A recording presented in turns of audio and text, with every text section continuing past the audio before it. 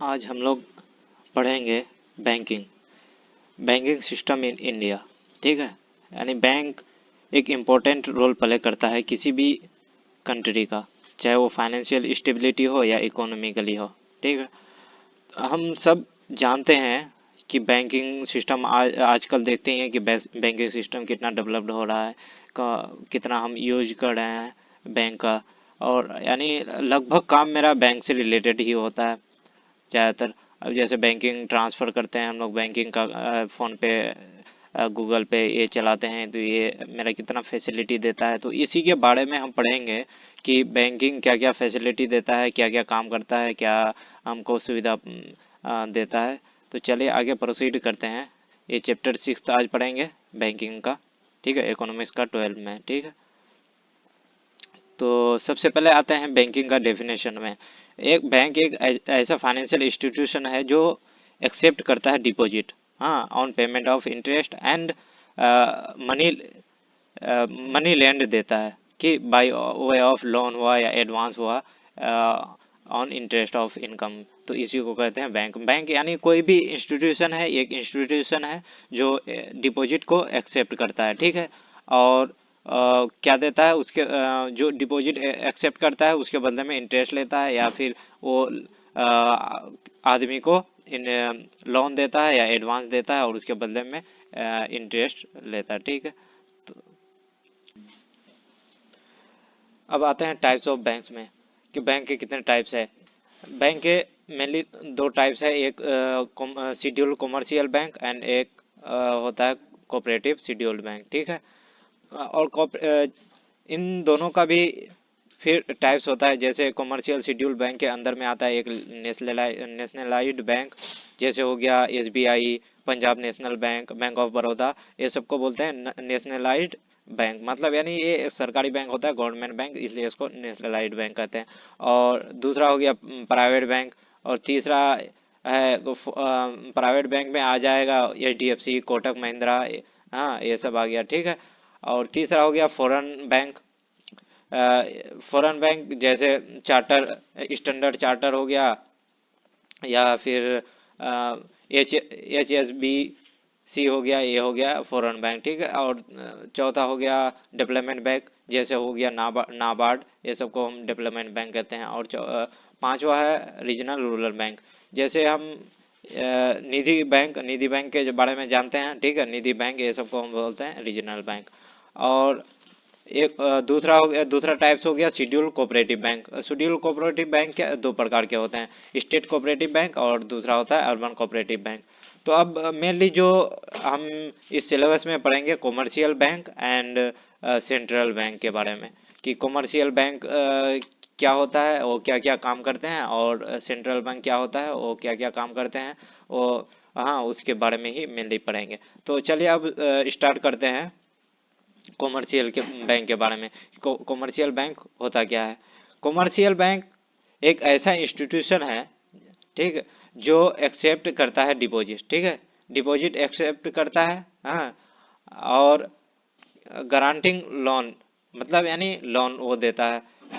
मतलब कॉमर्शियल कोई कोई ऐसा भी बैंक होता है जो सिर्फ डिपॉजिट एक्सेप्ट करता है और वो लोन नहीं देता। लेकिन कॉमर्शियल बैंक एक ऐसा बैंक होता है जो डिपॉजिट तो एक्सेप्ट करता है, उसके साथ साथ लोन भी देता है। ठीक है, तो इसलिए बोलते हैं ये guaranteeing loan and making investment with aim of profit. ठीक है, अब जैसे हम एसबीआई का यूज करते हैं, पंजाब नेशनल बैंक का यूज करते हैं, कैनरा बैंक का यूज करते हैं, ये क्या हो गया, मतलब कॉमर्शियल बैंक है जो एक्सेप्ट भी करता है और लोन भी देता है। ठीक है, तो इसलिए इसे कॉमर्शियल बैंक कहा जाता है।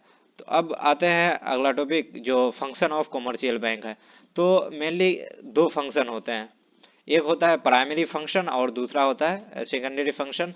जो प्राइमरी फंक्शन यानी उसका जो मेन फंक्शन होता है, जो वो मेनली करता है, उसी को बोलते हैं प्राइमरी फंक्शन। और सेकेंडरी फंक्शन जो एडवांस लेवल पे थोड़ा करता है। जैसे प्राइमरी फंक्शन में आ गया, पहला है एक्सेप्टिंग डिपॉजिट्स एंड दूसरा है advancing loan.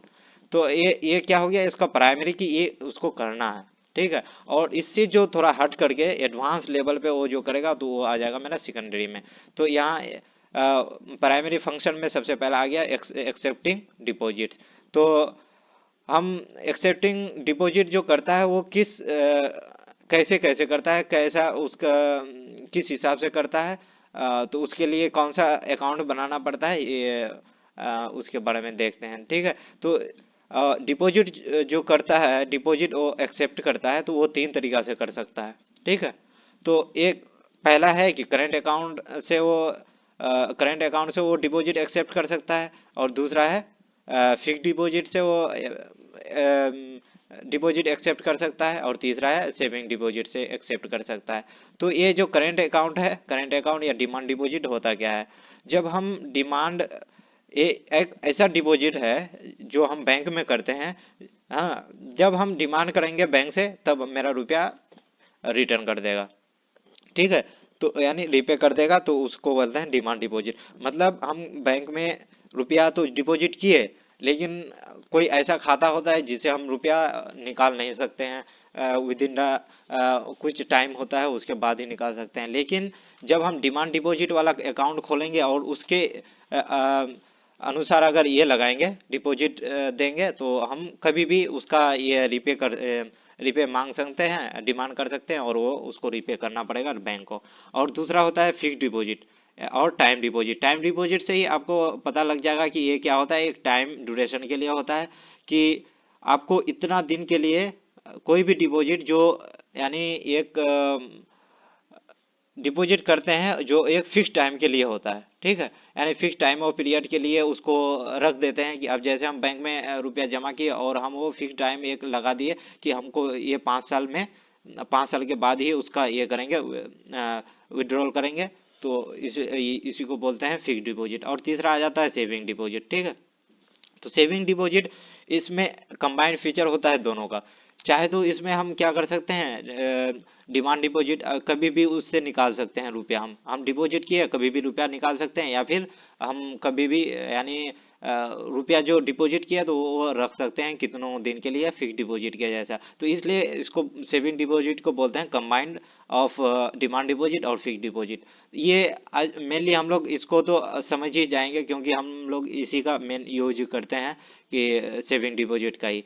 Saving deposit daily life में हम लोग अभी यूज कर रहे हैं। ठीक है, तो अब आते हैं दूसरा प्राइमरी फंक्शन का दूसरा इसमें फंक्शन में, कि पहला फंक्शन हो गया कि वो डिपॉजिट एक्सेप्ट कर सकता है, और दूसरा है कि एडवांस लोन एडवांस दे सकता है, एडवांसिंग ऑफ लोन। ठीक है, तो एडवांसिंग ऑफ जो लोन देगा वो कैसे कैसे दे सकता है, चाहे वो कैश क्रेडिट में दे सकता है, या डिमांड लोन में दे सकता है, या शॉर्ट टर्म लोन में दे सकता है। तो कैश क्रेडिट मतलब वो लोन होता है। ठीक है, जो बोरोवर को देते हैं किसी करेंट एसेट के बदले में, जैसे हो गया शेयर्स, हो गया स्टॉक, हो गया बॉन्ड्स, हो गया ईटीसी। हाँ, ये सब के बदले में जो लोन हम देते हैं,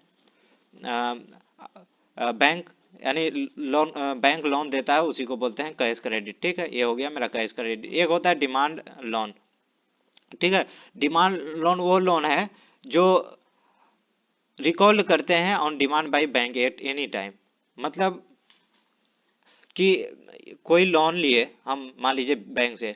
हाँ, बैंक क्या कर सकता है, कभी भी इसका अगर डिमांड कर लिया कि मुझे जो वो लोन हम दिए हैं वो लोन हमको चाहिए अभी, तो हमको अभी ये देना पड़ेगा। तो ये हो जाएगा एक डिमांड लोन। मतलब लोन तो हम लिए बैंक से, तो बैंक क्या किया, आज हम लोन लिए, अब 1 महीना बाद बैंक क्या हमसे डिमांड कर लिया कि हमको लोन का रुपया रिटर्न चाहिए। तो ये हो गया मेरा डिमांड लोन, कि कभी भी यानी बैंक उसको उसका डिमांड कर सकता है कि मुझे ये रुपया चाहिए। ठीक है, और तीसरा आता है short term loan. Short term loan जो कोई भी कोलेटरल सिक्योरिटी के बदले में दिया जाता है, ये एक पर्सनल लोन है। ठीक है, अब आते हैं दूसरा फंक्शन जो है सेकेंडरी फंक्शन।